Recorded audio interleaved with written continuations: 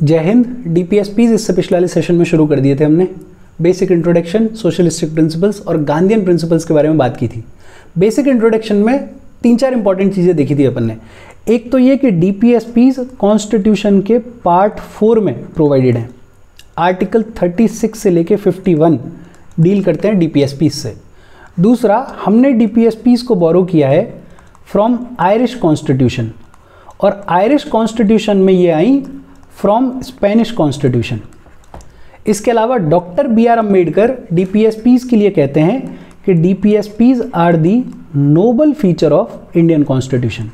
ये सब बात अपन ने बेसिक इंट्रोडक्शन में की थी। आज जो अपने को पढ़ना है वो तो पढ़ना ही है, बट उससे पहले डीपीएसपीज को सिर्फ फैक्चुअल इंपॉर्टेंस के पर्सपेक्टिव से मत पढ़ो। आंसर राइटिंग में बेहद इंपॉर्टेंट रोल है डीपीएसपीज का। अगर आप किसी आंसर में डीपीएसपीज को कोट करते हो या कॉन्स्टिट्यूशन की लैंग्वेज को कोट करते हो तो it makes your answer look more beautiful.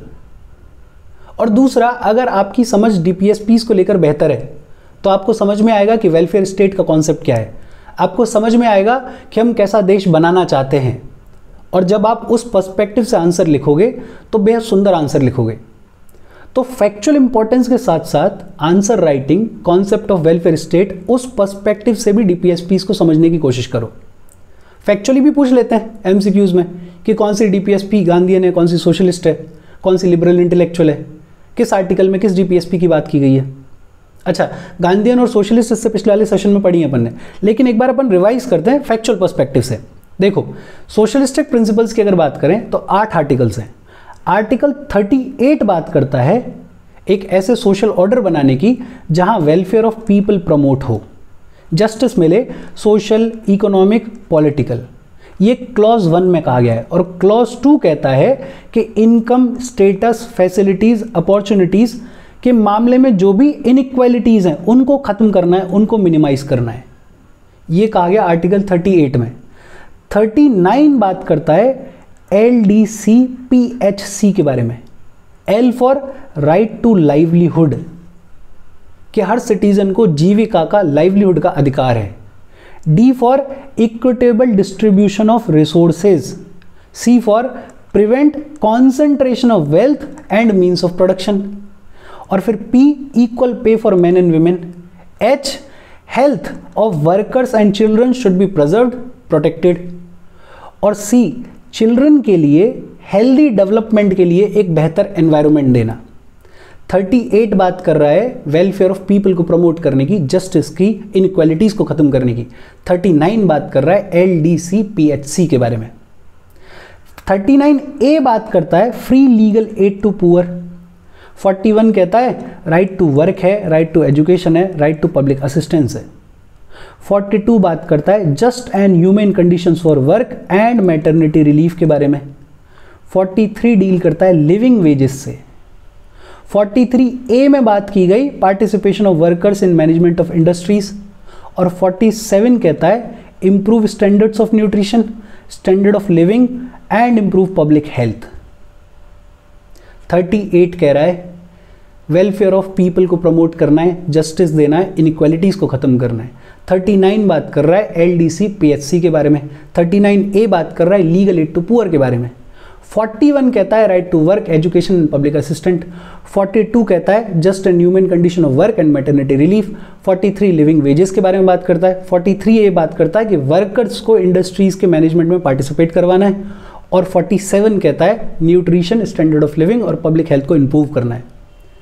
जैसे भी याद हो, जो भी निमोनिक बनाना है वैसे इनको याद रखो कि किस आर्टिकल में कौन सी बात की गई और कौन से सोशलिस्टिक प्रिंसिपल्स हैं और कौन से बाकी वाले हैं। और उसका सबसे बढ़िया तरीका है सिनॉप्सिस बनाओ, अपने हाथ से शॉर्ट नोट्स बनाओ। एक पेज में सारे डीपीएसपीज को लिखो, कौन से सोशलिस्टिक हैं, कौन से गांधीयन हैं, कौन से लिबरल इंटेलेक्चुअल हैं, अपने हिसाब से शॉर्ट नोट्स। और फिर उनको 10-15 बार रिवाइज करो, ऑटोमेटिक याद हो जाएगा। दूसरा, गांधीयन प्रिंसिपल्स। और गांधीयन प्रिंसिपल्स में 6 आर्टिकल्स हैं। आर्टिकल 40 जो कि कहता है विलेज पंचायत्स को ऑर्गेनाइज करना है। 43 जो कहता है कॉटेज इंडस्ट्रीज को प्रमोट करो। 43B जो कहता है कोऑपरेटिव सोसाइटीज को प्रमोट करो। 46 बात करता है SCs और STs और अदर वीकर सेक्शंस के लिए एजुकेशनल और इकोनॉमिक इंटरेस्ट को प्रमोट करना है, सिक्योर करना है। 47 कहता है ड्रग्स, दारू वगैरह ये जो भी इंटॉक्सिकेटिंग ड्रग्स हैं इनको ख़त्म करना है। और 48 कहता है काउ स्लॉटर को प्रोहिबिट करना है। जैसे भी याद रह सकता है वैसे याद करो। आज अपने को क्या बात करनी है, एक तो लिबरल इंटेलेक्चुअल प्रिंसिपल्स के बारे में बात करनी है, दूसरा न्यू डायरेक्टिव प्रिंसिपल्स। ये कोई अलग से डीपीएसपीज नहीं है, बस अलग सेगमेंट में ये बता दिया गया है कि किस कॉन्स्टिट्यूशनल अमेंडमेंट एक्ट के थ्रू कौन से डीपीएसपी को ऐड किया गया है।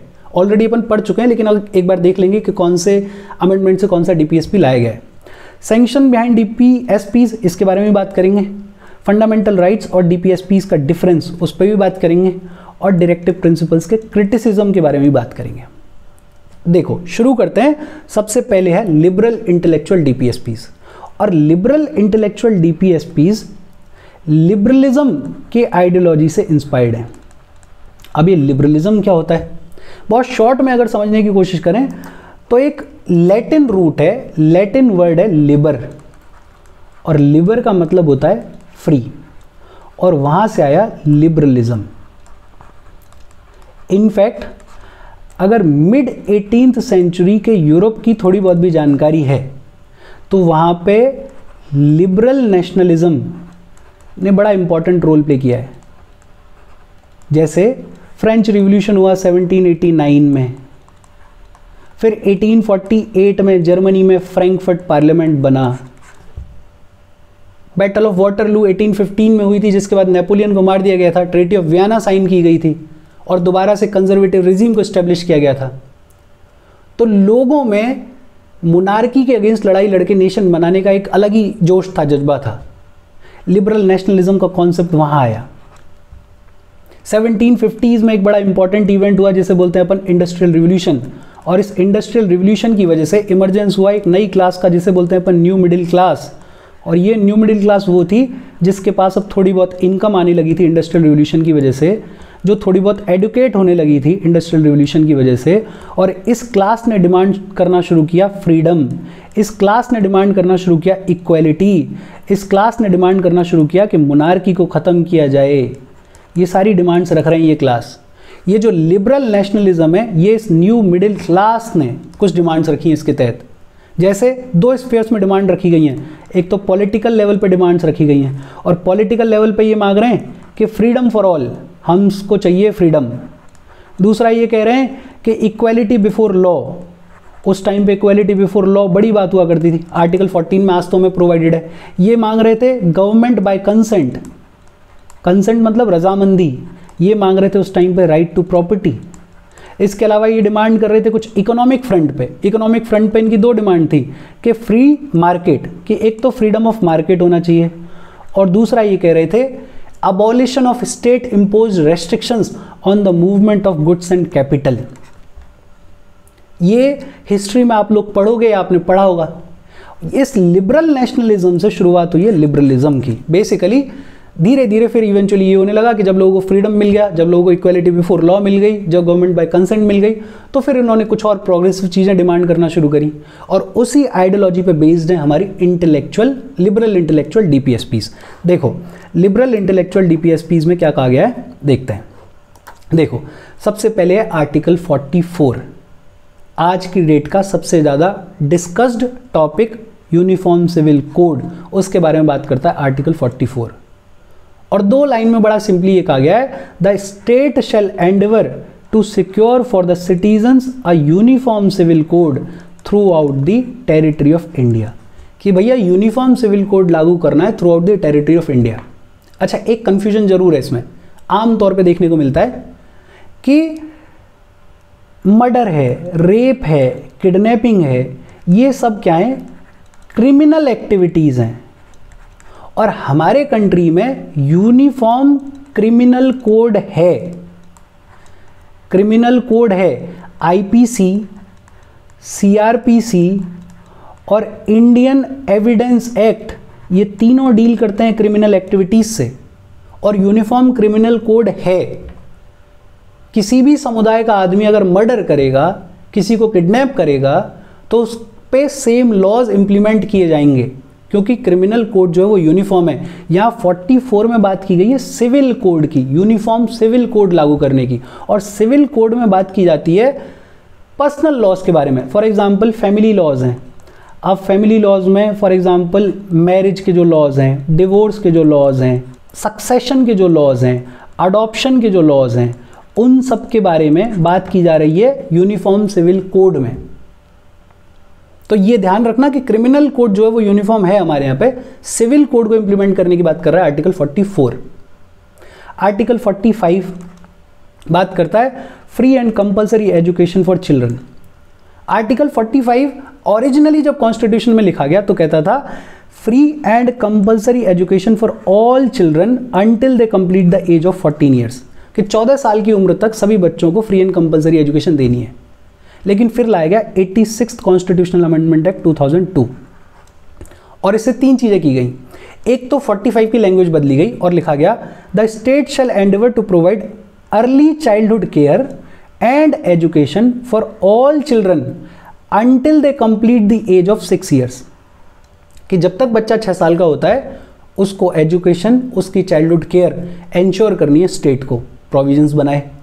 86th कॉन्स्टिट्यूशनल अमेंडमेंट एक्ट 2002 के तहत article 21A right to elementary education add किया गया, ये अपन ने पढ़ा है।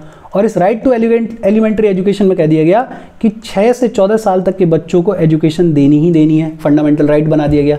और इसी 86 कॉन्स्टिट्यूशनल अमेंडमेंट एक्ट के थ्रू 51A एक फंडामेंटल ड्यूटी ऐड की गई और बोला गया कि सिटीजन्स की जिम्मेदारी है कि वो अपने बच्चों को 6 से 14 के बीच में एजुकेशन प्रोवाइड करें, फैसिलिटी प्रोवाइड करें। 44 यूनिफॉर्म सिविल कोड, 45 बात करता है 6 साल तक के बच्चों के लिए चाइल्डहुड केयर और एजुकेशन प्रोवाइड करनी है। इसके बाद आता है 48 और 48 बात करता है organisation of agriculture and animal husbandry. इसका जो लास्ट वाला हिस्सा है यहाँ से take steps for preserving and improving the breeds and prohibiting the slaughter of cows, calves and other milch, ये सब जो है ये आता है गांधीयन डीपीएसपी में, अपन ने पढ़ा हुआ है इसके बारे में। इसका जो ऊपर वाला हिस्सा है the state shall endeavour to organise agriculture and animal husbandry on modern and scientific lines, ये पार्ट है लिबरल इंटेलेक्चुअल डीपीएसपीज का। क्या रहा है कि एग्रीकल्चर को, एनिमल हस्बेंड्री को मॉडर्न साइंटिफिक लाइन्स पे ऑर्गेनाइज करना चाहिए और स्टेट करता भी है। खूब सीड्स प्रोवाइड कर रहे हैं, फर्टिलाइजर्स प्रोवाइड कर रहे हैं, रिसर्च चल रही है, जीएम क्रॉप्स के बारे में हम बात कर रहे हैं, ऑर्गेनिक फार्मिंग के बारे में हम बात कर रहे हैं, एनिमल हस्बेंड्री को प्रमोट करने के लिए वेरियस प्रोग्राम्स चलाती है सरकार, तो वो सारे स्टेप्स ले रही है सरकार। 48 बात कर रहा है एग्रीकल्चर और एनिमल हस्बेंड्री के बारे में। 48 में बात की गई protection and improvement of environment and safeguarding of forest and wild life. The state shall endeavor to protect and improve the environment and to safeguard the forest and wildlife of the country। इसको add किया गया 42nd constitutional amendment act 1976 और ये आज की date में बेहद important है। इतना एयर पॉल्यूशन है, इतना वाटर पॉल्यूशन है, हेल्थ को हार्म है, फॉरेस्ट काटे जा रहे हैं, वाइल्ड लाइफ, कूनों में अभी न्यूज़ मिली है कि एक और चीता पास अवे। तो ऐसे में बहुत ज़रूरत है कि हम एनवायरनमेंट को, फॉरेस्ट को, वाइल्ड लाइफ को प्रोटेक्ट करें। सरकार इसके लिए काम करती है, जैसे सरकार लेकर आई wildlife protection act. Wildlife protection act ये है 1972 का। इसके अलावा फॉरेस्ट कंजर्वेशन एक्ट 1980 का, और उसके अलावा और बहुत सारे स्टेप्स लेते हैं, प्लांटेशन वगैरह करते हैं, एयर प्योरीफायर्स लगाने की बात होती है। तो खूब काम कर रही है सरकार, हमें भी काम करने की ज़रूरत है इस डायरेक्शन में। इसके अलावा फिर आता है 49 और 49 बात करता है protection of monuments and places and objects of national importance. ये स्टेट की ऑब्लिगेशन है, जिम्मेदारी है टू प्रोटेक्ट एवरी मॉन्यूमेंट और प्लेस और ऑब्जेक्ट ऑफ आर्टिस्टिक और हिस्टोरिक इंटरेस्ट, कि कोई भी मॉन्यूमेंट, प्लेस या ऑब्जेक्ट आर्टिस्टिक या हिस्टोरिकली इंपॉर्टेंट है तो उसको प्रोटेक्ट करना है from spoliation, disfigurement, destruction, removal, disposal and export. और इसके लिए तो एक बॉडी है ASI, archaeological survey of India, जो कि काम करती है। इसके लिए एक 1951 का एक्ट है जो कि मॉन्यूमेंट्स के, प्लेसेस के, ऑब्जेक्ट्स के प्रोटेक्शन के लिए बनाया गया है। 50 बात करता है separation of judiciary from executive, state shall take steps to separate the judiciary from the executive in the public services of the state. और ये ज़रूरी भी है, जुडिशरी और एग्जीक्यूटिव की पावर जो है सेपरेट हो। पुराने टाइम पे क्या होता था कि कलेक्टर या तहसीलदार वो एग्जीक्यूटिव की तरीके से भी काम करता था और जुडिशियल फंक्शंस भी परफॉर्म करता था। ये सेपरेशन बेहद ज़रूरी है क्योंकि 3 ऑर्गन्स हैं, एक लेजिस्लेटिव, एक एग्जीक्यूटिव, एक जुडिशरी, और इन तीनों में अगर सेपरेशन हो और सेम टाइम पे कोऑर्डिनेशन हो तो ये तीनों एक दूसरे पे चेक्स एंड बैलेंसेस का काम करते हैं। और ये किसी भी डेमोक्रेसी के लिए बहुत इंपॉर्टेंट है। कहीं कोई ऑर्गन अपनी पावर को मिसयूज तो नहीं कर रहा है, बाकी दोस्त पर नज़र रखते हैं। ये सिटीजन्स के राइट्स के लिए बेहद इंपॉर्टेंट है। तो आर्टिकल 50 बात करता है जुडिशरी को एग्जीक्यूटिव से सेपरेट करने की। उसके अलावा 51, और ये लास्ट लिबरल इंटेलेक्चुअल डीपीएसपी है, ये बात करता है promotion of international peace and security. State को स्टेप्स लेने चाहिए to promote international peace and security. State को ऐसे स्टेप्स लेने चाहिए कि हमारे जो नेशंस के साथ में रिलेशंस हैं वो जस्ट हों, वो ऑनरेबल हों। स्टेट को इंटरनेशनल लॉ और ट्रीटी ऑब्लिगेशंस की रिस्पेक्ट करनी चाहिए, उनको फॉलो करना चाहिए। और स्टेट को अगर कोई इंटरनेशनल डिस्प्यूट हो तो उसको आर्बिट्रेशन के थ्रू, मीडिएशन के थ्रू, बातचीत के थ्रू सेटल करने की कोशिश करनी चाहिए, लड़ाई झगड़ा नहीं करना चाहिए। और इस पे तो अपना हमेशा से ही बड़ा अच्छा स्टैंड रहा है। जैसे पंडित नेहरू के टाइम पे नेम था नॉन अलाइंग मूवमेंट। इसके अलावा हमारा पंचशील है, पंचशील एग्रीमेंट हुआ करता था। और फिर अब वेरियस स्टेट्स के साथ में जैसे जैसे हमारे रिलेशंस डेवलप हो रहे हैं, हम अपने बहुत सारे एग्रीमेंट साइन करते हैं उनसे। तो 51 में बात की गई इंटरनेशनल पीस और सिक्योरिटी को प्रमोट करने के बारे में। देखो अपन ने शुरू किया 44 से, फटाफट से रिवाइज करेंगे। 44 यूनिफॉर्म सिविल कोड की बात करता है। 45 बात करता है 6 साल तक के बच्चों के लिए अर्ली चाइल्डहुड केयर और एजुकेशन देने की बात। 48 बात करता है एग्रीकल्चर और एनिमल हस्बेंड्री को ऑर्गेनाइज करने की बात। 48A में बात की गई फॉरेस्ट वाइल्ड लाइफ को प्रोटेक्ट करने की बात। 49 बात कर रहा है हिस्टोरिकल मॉन्यूमेंट्स को प्रोटेक्ट करने की बात। 50 बात कर रहा है जुडिशरी और एग्जीक्यूटिव को सेपरेट करने की बात। और 51 बात कर रहा है इंटरनेशनल पीस और सिक्योरिटी को प्रमोट करने की बात। इसके बाद आता है न्यू डायरेक्टिव प्रिंसिपल्स। अच्छा, ये सारे डायरेक्टिव प्रिंसिपल्स अपन ने पढ़ लिए हैं, बस यहाँ पे एक अलग क्लब कर दिया गया है कि किस अमेंडमेंट के थ्रू कौन कौन से डीपीएसपीज जो है वो इंट्रोड्यूस किए गए। तो बहुत जल्दी से देखेंगे। 42nd कॉन्स्टिट्यूशनल अमेंडमेंट एक्ट 1976 के थ्रू 4 डीपीएसपीज ऐड किए गए। आर्टिकल 39 पूरा ऐड नहीं किया गया। 39 में क्लॉज F में एक लाइन ऐड की गई है, to secure opportunities for healthy development of children. 39A जो कि बात करता है equal justice and free legal aid to poor. 43A जो कि बात करता है participation of workers in the management of industries. और 48A जो कि बात करता है एनवायरनमेंट, फॉरेस्ट और वाइल्ड लाइफ को प्रोटेक्ट करने की, इंप्रूव करने की। ये चारों 39, 39A, 43A और 48A इनको ऐड किया गया 42nd कॉन्स्टिट्यूशनल अमेंडमेंट एक्ट 1976 के थ्रू। 44th अमेंडमेंट एक्ट 1978 के थ्रू एक डीपीएसपी ऐड की गई, आर्टिकल 38, जिसमें बात की गई minimise inequalities in income, status, facilities and opportunities. 38 का क्लॉज 1 कि जस्टिस होना चाहिए और वेलफेयर ऑफ पीपल को प्रमोट करना है, वो पहले से था। क्लॉज 2 ये वाला जो है इसको ऐड किया गया 44th अमेंडमेंट एक्ट ऑफ 1978। फिर 86th अमेंडमेंट एक्ट 2002 के थ्रू आर्टिकल 45 को चेंज किया गया, जिसमें कहा गया कि अर्ली चाइल्डहुड केयर प्रोवाइड करनी है, एजुकेशन प्रोवाइड करनी है सभी बच्चों को until the age of 6 years. और 97th अमेंडमेंट एक्ट 2011 के थ्रू 43B ऐड किया गया, जिसमें कोऑपरेटिव सोसाइटीज़ की बात की गई। ये सब अपन ने पढ़ा हुआ है, बस एक जगह पर क्लब कर दिया गया है। इसके बाद अपन देख रहे हैं sanctions behind directive principles. Force क्या है डायरेक्टिव प्रिंसिपल्स के पीछे? देखो, सर BN राव हुए जो कि हमारे कॉन्स्टिट्यूशनल एडवाइज़र थे, कॉन्स्टिट्यूएंट असेंबली के कॉन्स्टिट्यूशनल एडवाइज़र थे। तो सर BN राव बड़े प्रबुद्ध जानकार आदमी थे, पढ़े लिखे आदमी थे। ICJ में ये जज भी रहे, international court of justice Hague में, और कॉन्स्टिट्यूएंट असेंबली के कॉन्स्टिट्यूशनल एडवाइज़र थे। तो BN राव साहब ने एडवाइस दी कि हमें इंडिविजुअल राइट्स को 2 कैटेगरीज में डिवाइड करना चाहिए। एक को बनाना चाहिए जस्टिसेबल, जिनको लीगली एनफोर्स किया जा सके, और दूसरों को बनाना चाहिए नॉन जस्टिसेबल, जिनको लीगली एनफोर्स नहीं किया जा सके। इनके एडवाइस मानी गई और जस्टिसेबल राइट्स दिए गए पार्ट 3 में, जिन्हें अपन बुलाते हैं फंडामेंटल राइट्स। अगर इनका वायलेशन होता है तो हम सीधे कोर्ट जा सकते हैं, सुप्रीम कोर्ट अंडर आर्टिकल 32 और हाई कोर्ट्स अंडर आर्टिकल 226।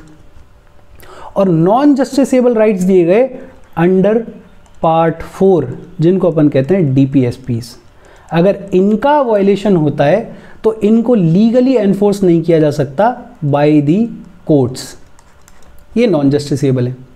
लेकिन आर्टिकल 37 अपन ने पढ़ा है, आर्टिकल 37 में एक तरफ तो ये बोल दिया गया कि ये जो डीपीएसपीस वाला पार्ट है इसको एनफोर्स नहीं किया जा सकता बाय एनी कोर्ट, लेकिन they are fundamental in the governance, कि ये इंपॉर्टेंट हैं, मूलभूत हैं, फंडामेंटल हैं गवर्नेंस के लिए, और ये स्टेट की ड्यूटी है कि state shall apply these principles in making laws. Basically DPSPs state authorities के ऊपर मॉरल ऑब्लिगेशन है।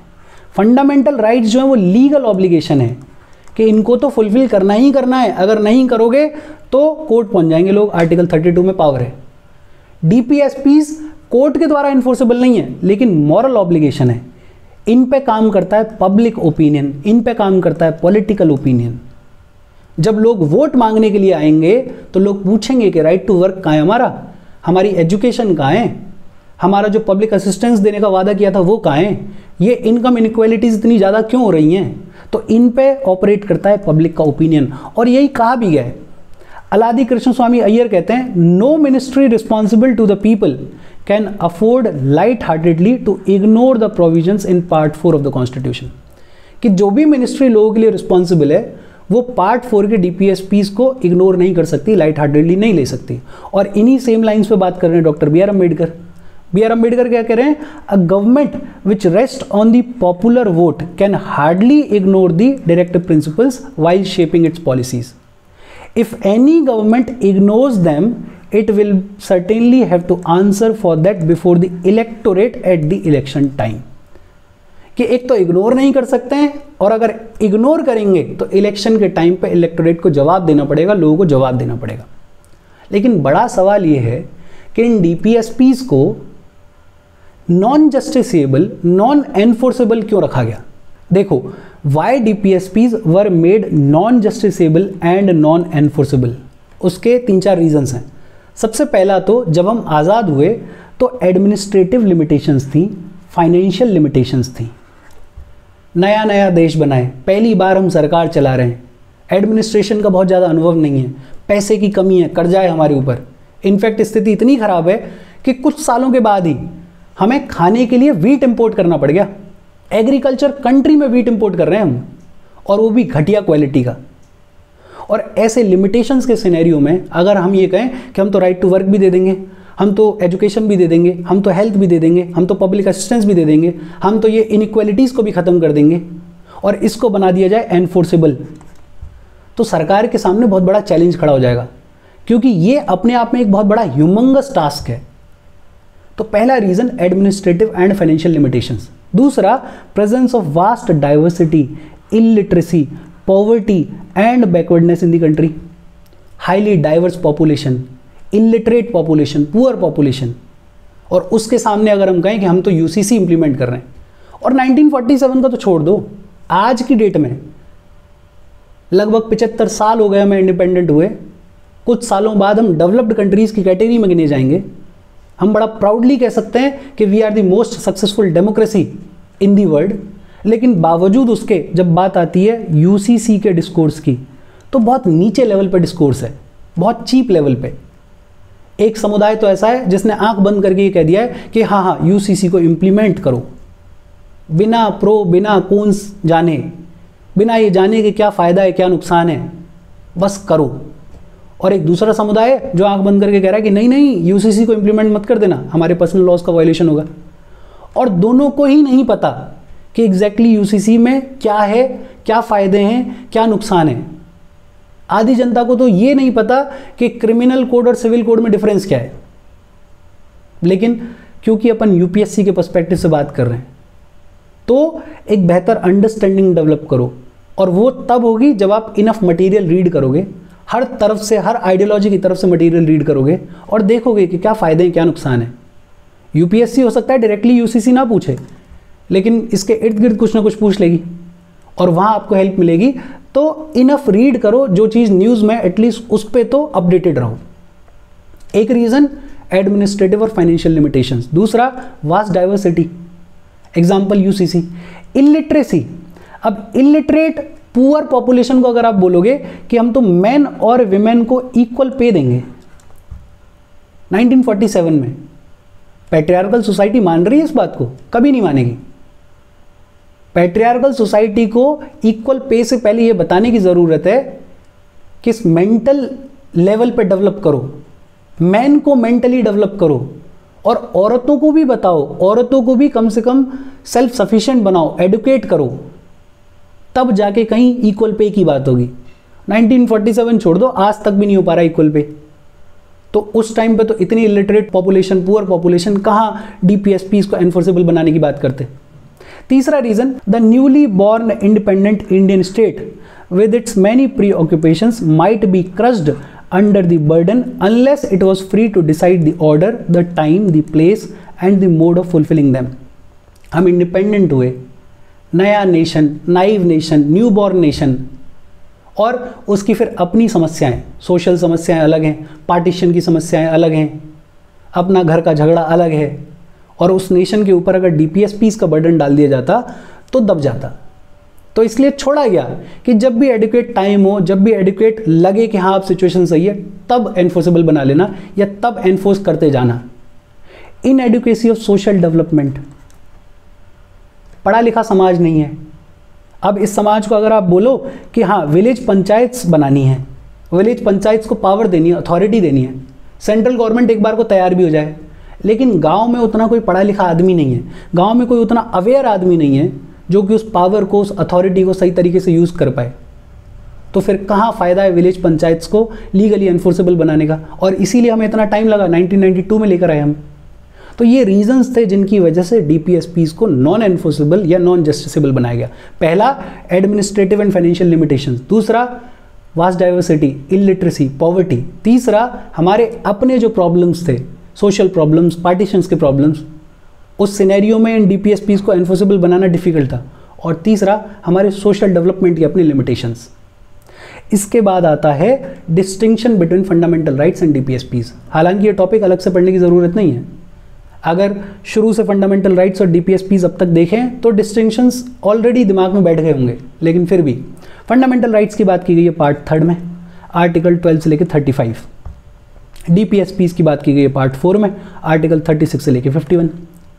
फंडामेंटल राइट्स को हमने बोरो किया है यूएस कॉन्स्टिट्यूशन से, बिल ऑफ राइट्स से, ये अपने को पता ही है।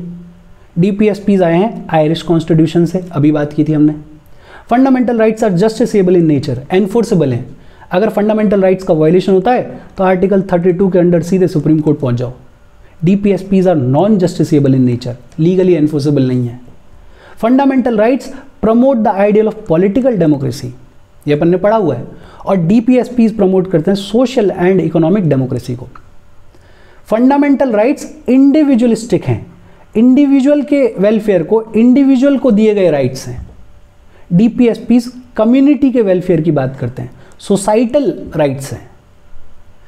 ज़्यादातर फंडामेंटल राइट्स खुद ब खुद एनफोर्स हो जाते हैं, ऑटोमेटिकली एनफोर्स्ड हैं, इनके लिए कोई अलग से लेजिस्लेशन, कानून बनाने की ज़रूरत नहीं पड़ती।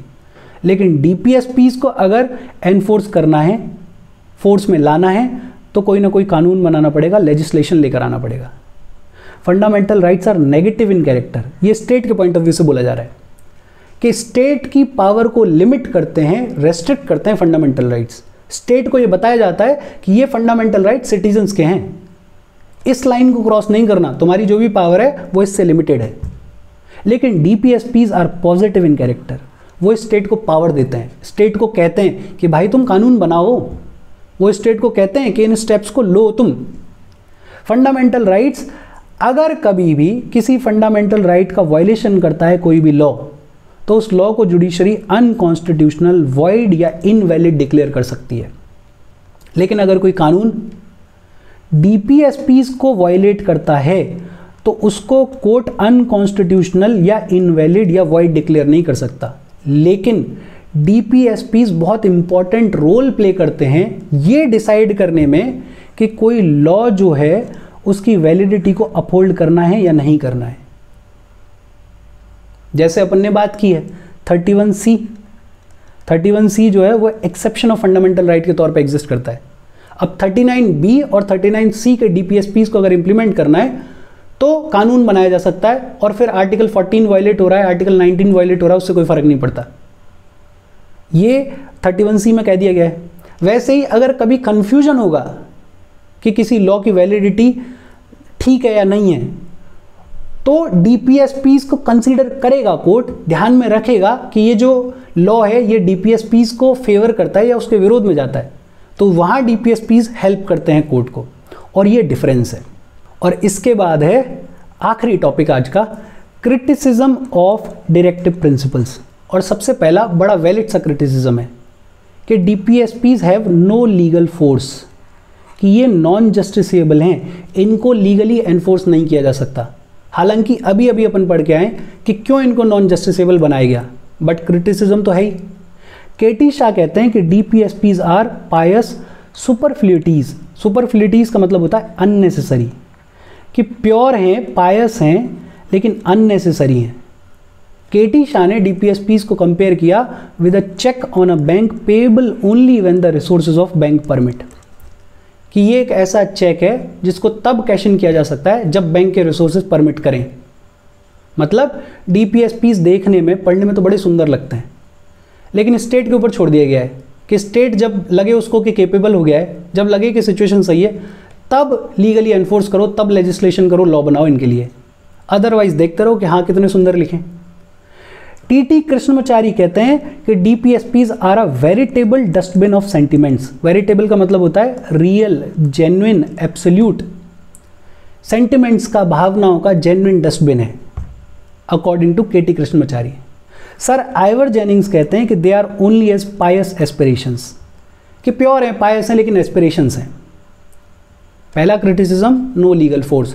दूसरा, इलॉजिकली अरेंज्ड। हालांकि मेरा पर्सनल पॉइंट ऑफ व्यू ये है कि ये कोई कंस्ट्रक्टिव क्रिटिसिज्म नहीं है। कोई कुछ अच्छा काम करके चला गया है, उसमें आपको कुछ कमी निकालनी है, उसके लिए आपने निकाल दी, बट ये कोई कंस्ट्रक्टिव क्रिटिसिज्म नहीं है।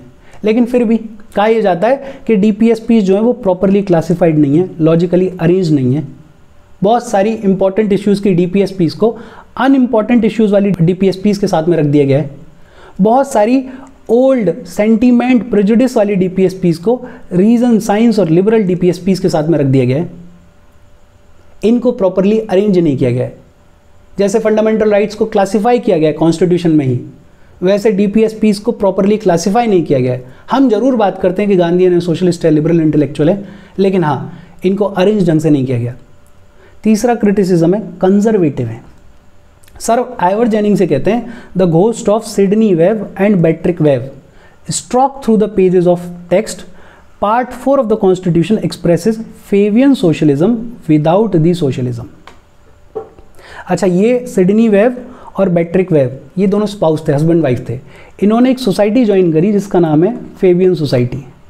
ये फेवियन सोसाइटी फॉर्म हुई थी 1884 में, 1884 में, और इस फेवियन सोसाइटी से आया है फेवियन सोशलिज्म। फेवियन सोशलिज्म, ये दोनों सिडनी वेब और बैट्रिक वेब ने बड़ा इंपॉर्टेंट रोल प्ले किया है सोशलिज्म में, डेमोक्रेटिक प्रिंसिपल्स के ऊपर काम करने में, वेलफेयर स्टेट के कॉन्सेप्ट के ऊपर काम करने में। वेब थ्योरी अगर सर्च करोगे तो मिलेगा इनके बारे में। अच्छा, ये फेवियन सोशलिज्म क्या है? कार्ल मार्क्स करके एक आदमी हुए, कार्ल मार्क्स, फ्रेडरिक एंजल, और इन लोगों ने एक थ्योरी दी, इन लोगों ने एक चीज़ के बारे में बात की जिसे अपन बोलते हैं मार्क्सिज्म। और मार्क्सिज्म ये कहता है कि सोसाइटी में दो ग्रुप्स हैं, एक ग्रुप है हैव और दूसरा ग्रुप है हैव नॉट्स। हैव वो हैं जो कि रिच लोग हैं जिनके पास इंडस्ट्रीज़ हैं, हैव नॉट्स वो हैं जो कि पुअर हैं, वर्कर्स वगैरह। और सारी समस्या की जड़ है हैव्स का कॉन्सेंट्रेशन ऑफ वेल्थ। ये सारी जो प्रॉपर्टी रईस लोगों के पास में कॉन्सेंट्रेट हो गई है वो समस्या की जड़ है। कैपिटलिज्म, पूंजीवाद जो है वो समस्या की जड़ है। और सॉल्यूशन ये है कि जितने भी पुअर हैं, हैव नॉट्स हैं, ये जब इकट्ठा होंगे और इकट्ठा होके वायलेंट रिवॉल्यूशन करेंगे, हिंसक क्रांति करेंगे, और हिंसक क्रांति करके मीन्स ऑफ प्रोडक्शंस पे जब अपना कब्जा जमाएंगे तो इक्वालिटी आएगी। कार्ल मार्क्स ऐसे सोशलिज्म की बात कर रहे थे। इसी में आगे चल के बात होने लगी इवोल्यूशनरी सोशलिज्म की, फेवियन सोशलिज्म की, डेमोक्रेटिक सोशलिज्म की, और इसी का फिर आउटकम है इवेंचुअली अपने यहाँ पे नेहरूवियन सोशलिज्म। और ये तीनों चारों चीज़ें, evolutionary, Fabian socialism, democratic socialism, Nehruvian socialism, लगभग सेम लाइंस पे बात करते हैं। ये कहते हैं कि देखो, डेमोक्रेटिक प्रिंसिपल्स को इस्टेब्लिश करना ज़रूरी है, सोशलिज्म को इस्टेब्लिश करना ज़रूरी है, इनइक्वालिटीज़ को ख़त्म करना ज़रूरी है, लोगों को right to work, education, health देना ज़रूरी है, लेकिन ये ग्रेजुअली होगा, ये धीरे धीरे होगा। इसके लिए लड़ाई, दंगा, वायलेंट रेवोल्यूशन करने की ज़रूरत नहीं है। और इसमें बेहद इंपॉर्टेंट रोल प्ले करेगा स्टेट। स्टेट जो है वो इंटरफेयर करे, वो इंटरवीन करे और वो ऐसी पॉलिसीज़ लेकर आए, ऐसे एक्ट्स बनाए जिसके थ्रू इनइक्वालिटीज़ ख़त्म हो, राइट टू वर्क मिले, एजुकेशन मिले, हेल्थ मिले, पब्लिक असिस्टेंस मिले। स्टेट जो है वो इंपॉर्टेंट रोल प्ले करेगा, वायलेंट रिवोल्यूशन की ज़रूरत नहीं है। हालांकि बहुत गहराई में पढ़ोगे तो Fabian socialism, democratic socialism, Nehruvian socialism, इन सब में थोड़ा थोड़ा फ़र्क है, लेकिन बेसिक आइडिया यही है कि लड़ाई दंगे की बजाय स्टेट जो है वो बड़ा इंपॉर्टेंट रोल प्ले करेगा सोशलिज्म को लाने में, इनइक्वालिटीज़ को ख़त्म करने में। और कंजर्वेटिव क्रिटिसिज्म में ये कहा गया कि it is like Fabian socialism without socialism, कि फेवियन ही फेवियन है, सोशलिज्म नहीं है। और आजकल तो कुछ लोग इस बेसिस पे भी क्रिटिसाइज करते हैं कि जैसे एक डीपीएसपी है कि हम ड्रग्स और एल्कोहल ड्रिंक्स वगैरह के इंटॉक्सिकेशन को प्रिवेंट करेंगे, ख़त्म करेंगे। ये बड़ा कंजर्वेटिव थॉट है, जिसको जो खाना है, जो पीना है वो खाए पिए। लेकिन फिर ये अपने अपने पर्सपेक्टिव पे डिपेंड करता है कि कौन कैसे देखता है, लेकिन क्रिटिसिज्म है। और एक आखिरी क्रिटिसिज्म है कॉन्स्टिट्यूशनल कॉन्फ्लिक्ट। के संथानम ये कहते हैं कि डीपीएसपीज जो है वो कॉन्स्टिट्यूशनल कॉन्फ्लिक्ट क्रिएट करते हैं। किसके बीच में? सेंटर और स्टेट्स के बीच में। भाई सेंटर में मान क्या लेते हैं, है ही बीजेपी की गवर्नमेंट है, और स्टेट में राजस्थान में कांग्रेस की गवर्नमेंट है। अब सेंटर स्टेट को डायरेक्ट करे कि भाई साहब यूनिफॉर्म सिविल कोड लेकर आना है, या बोले कि काउ स्लॉटर को प्रिवेंट करना है, या बोले राइट टू वर्क देना है, या बोले कि हमें पब्लिक असिस्टेंस से रिलेटेड कोई पॉलिसी बनानी है। अब क्योंकि सेंटर की जो गवर्नमेंट है उसकी आइडियोलॉजी अलग है, स्टेट की जो गवर्नमेंट है उसकी आइडियोलॉजी अलग है। स्टेट वाली गवर्नमेंट बोले कि नहीं, मेरे को इन पॉलिसीज़ पे काम नहीं करना, मेरे को किसी और पे काम करना है, मेरे को तो एजुकेशन पे काम करना है, मेरे को तो विलेज पंचायत्स को स्ट्रेंथन करने के लिए काम करना है, वगैरह वगैरह। तो कॉन्फ्लिक्ट क्रिएट हो जाएगा। और सेंटर क्योंकि डायरेक्शन इश्यू कर रहा है, अगर स्टेट नहीं मानेगा तो सिचुएशन ऐसी भी हो सकती है कि सेंटर बोले कि मैं तो नेशनल इमरजेंसी लगा रहा हूँ आर्टिकल 352 के अंडर। तो ये जो है सेंटर और स्टेट्स के बीच में कॉन्फ्लिक्ट क्रिएट करता है, कॉन्स्टिट्यूशनल कॉन्फ्लिक्ट है। प्रेसिडेंट और प्राइम मिनिस्टर के बीच में कॉन्फ्लिक्ट क्रिएट करता है। फॉर एग्जांपल, प्राइम मिनिस्टर कोई लॉ बनाए और लॉ बना के भेज दे प्रेसिडेंट के पास में, प्रेसिडेंट को उसको साइन करना है, लेकिन प्रेसिडेंट का कॉन्साइंस, उसकी चेतना ये कहती है कि नहीं, ये जो लॉ है ये डीपीएसपीज को वायलेट करता है, मैं इस पर साइन नहीं करूँगा। हालांकि प्रेसिडेंट के पास में बहुत ज़्यादा पावर है नहीं, लेकिन एक पॉकेट वीटो नाम की चीज़ होती है। पॉकेट वीटो वो रख के बैठ गया, साइन कर भी नहीं रहा, जवाब भी नहीं दे रहा, बोल रहा है कि हाँ करूँगा, धीरे धीरे करूँगा। ये कॉन्फ्लिक्ट क्रिएट हो जाएगा प्राइम मिनिस्टर और प्रेसिडेंट के बीच में। वैसे ही चीफ मिनिस्टर और गवर्नर के बीच में कॉन्फ्लिक्ट क्रिएट होने की संभावना कि चीफ मिनिस्टर कोई कानून बनाए और गवर्नर को लगे कि नहीं यार ये तो डीपीएसपी को वायलेट करता है या नहीं करता है। गवर्नर की भी तो अपनी पॉलिटिकल आइडियोलॉजी हो सकती है अंदर ही अंदर तो, और गवर्नर उसको साइन नहीं करे, रख के बैठ गया, तो कॉन्स्टिट्यूशनल कॉन्फ्लिक्ट क्रिएट हो जाएगा। तो एक आर्ग्यूमेंट ये भी दिया जाता है क्रिटिसिज्म में कि ये कॉन्स्टिट्यूशनल कॉन्फ्लिक्ट क्रिएट करते हैं। पहला था कि कोई लीगल फोर्स नहीं है, दूसरा था इलॉजिकली अरेंज्ड है, तीसरा था कंजर्वेटिव है, और चौथा कॉन्स्टिट्यूशनल कॉन्फ्लिक्ट क्रिएट करते हैं। और इसके साथ आज की बातचीत अपनी खत्म हो गई। कोई डाउट हो तो please comment. Thank you very much.